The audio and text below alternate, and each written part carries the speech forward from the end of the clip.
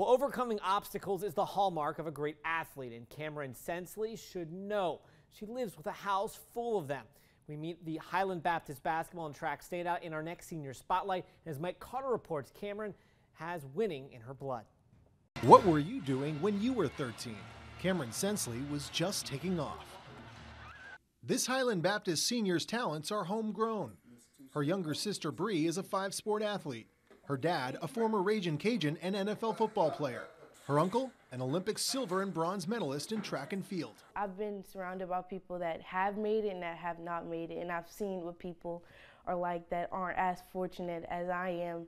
Cameron is a former state champion gymnast. Growing up, she competed at some of the highest levels of the sport before a hip injury not only ended her gymnastics career, but threatened her way of life. I was diagnosed with a disease called avascular necrosis. My bone wasn't getting enough blood and circulation to it, so the bone started dying.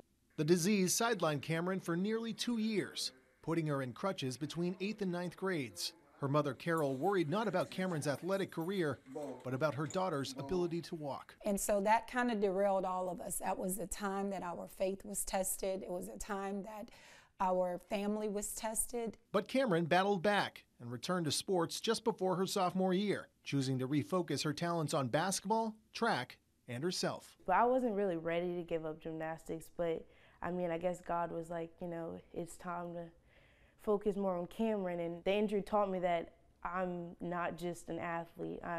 I can inspire people to do anything. A lesson learned from her mom, who's not only a former Division I basketball player herself, but is Cameron's high school basketball coach as well.